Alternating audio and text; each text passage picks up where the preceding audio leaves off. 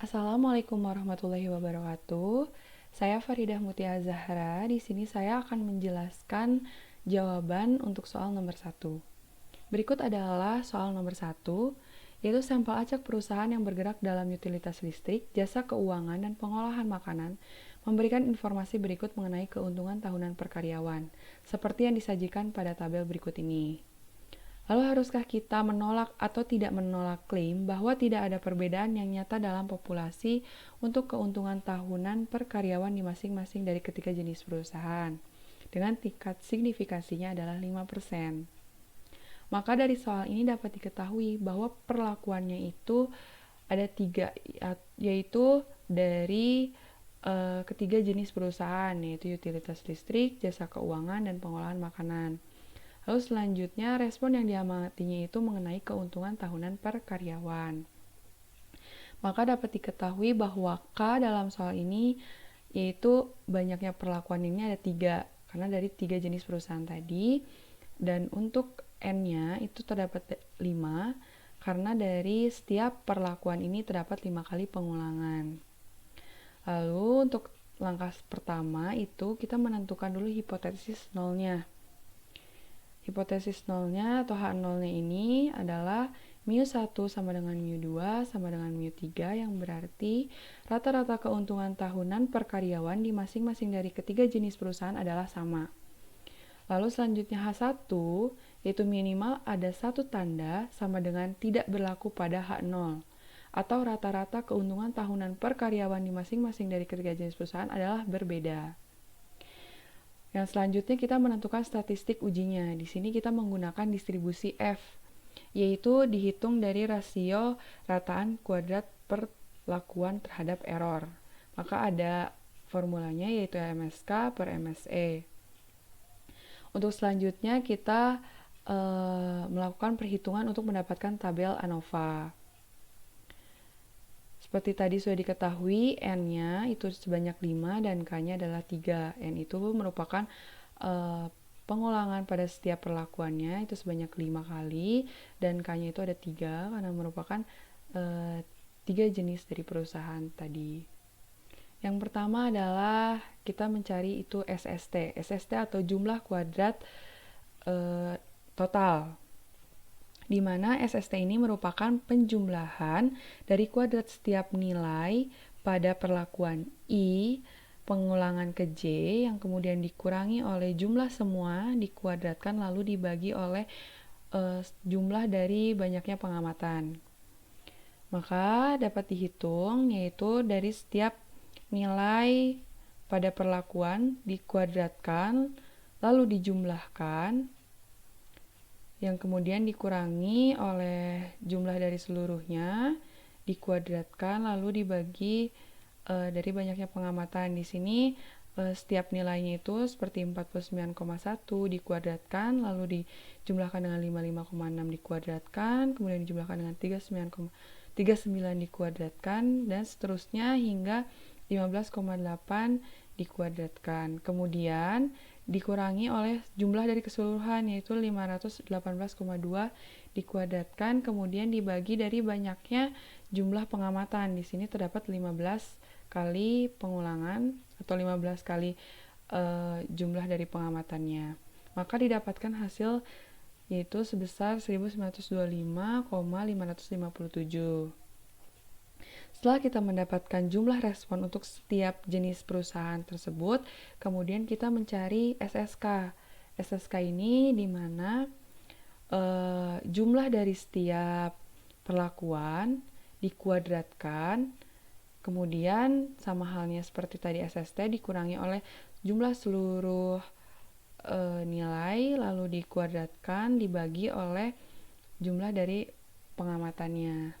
Di sini jumlah dari setiap perlakuan pada perlakuan 1 itu dijumlahkan mendapatkan hasil 191,5, kemudian dikuadratkan, dijumlahkan dengan jumlah dari perlakuan kedua yaitu 191,3 dikuadratkan, kemudian dijumlahkan oleh jumlah dari perlakuan ketiga yaitu sebesar 135,4 dikuadratkan, lalu dibagi oleh banyaknya pengulangan pada setiap perlakuan. Karena pada setiap perlakuan itu terdapat 5 kali pengulangan, maka dibagi 5, kemudian dikurangi oleh jumlah dari seluruhnya, dikuadratkan, dibagi oleh jumlah dari semua pengamatan. Maka didapatkan hasil itu 418,137. Setelah kita mendapatkan nilai SST dan SSK, lalu kita menemukan nilai SSE-nya atau jumlah kuadrat kesalahannya, yaitu dengan selisih antara SST dan SSK. Maka didapatkan yaitu sebesar 1507,42. Setelah kita mendapatkan hasil dari SST, SSK, dan SSE, kita masukkan ke dalam tabel ANOVA, di mana di sini ada sumber variance, sum square, degree of freedom, mean square, dan F hitungnya. Sumber varian ini ada 3, yaitu perlakuan, error, dan total. Lalu sum square-nya itu merupakan nilai-nilai dari yang tadi sudah kita hitung, di mana perlakuan adalah kita masukkan nilai SSK. Lalu untuk sum square error, kita masukkan nilai dari SSE. Lalu untuk sum square total, kita masuk dari perhitungan yang tadi SST. Selanjutnya untuk degree of freedom atau derajat bebas, itu untuk derajat bebas dari perlakuan itu rumusnya adalah K-1 sama dengan 2, atau K-nya tadi kan diketahui adalah 3 dikurang 1 sama dengan 2. Lalu untuk derajat bebasan errornya, yaitu dimana formulanya adalah N dikalikan dengan K-1, maka dapatkan hasilnya 12. Lalu untuk derajat bebasan total itu dimana N dikali K lalu dikurangi oleh 1, maka dapatkan 14. Lalu setelah itu kita menentukan nilai mean square-nya. Dari mean square perlakuan ini didapatkan dari nilai SSK dibagi oleh derajat kebebasannya, maka dihasilkan 209,0687. Lalu untuk mean square dari error itu dari hasil sum square errornya dibagi oleh derajat bebasnya, maka dapatkan hasil 125,6183. Lalu untuk mean square total itu yaitu sum square-nya dibagi oleh derajat bebasnya, maka dapat dihasilkan 137,5398. Selanjutnya kita menentukan nilai F hitungnya. F hitung ini didapatkan dari mean square dari perlakuan dibagi oleh mean square error atau kesalahannya, MSK dibagi MSE, maka didapatkan hasilnya itu 1,6643. Setelah itu kita menentukan daerah kritis dan kriteria ujinya. Di sini diketahui alfanya atau signifikansinya itu sebesar, tadi kan 5%, maka alfanya adalah 0,05. Dengan derajat bebas pembilang dari perlakuan itu sebesar 2. Lalu V2 atau dari derajat bebas kesalahannya itu yaitu sebesar 12. Kemudian kita mencari ke tabel F, maka tabel distribusi F, maka didapatkan hasil yaitu 3,89. Maka dapat diketahui tolak H0 jika F lebih besar dari 3,89. Lalu terima H0 jika F lebih kecil dari 3,89.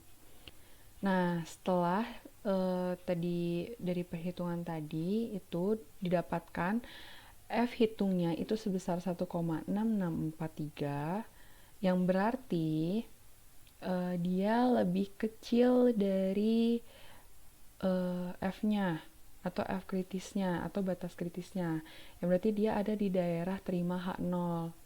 Maka dapat disimpulkan bahwa F hitung lebih kecil dari 3,89 sehingga terima H0. Maka berdasarkan pada taraf nyata 5%, tidak cukup bukti untuk mengatakan bahwa rata-rata keuntungan tahunan per karyawan di masing-masing dari ketiga jenis perusahaan, yaitu utilitas listrik, jasa keuangan, dan pengolahan makanan adalah berbeda.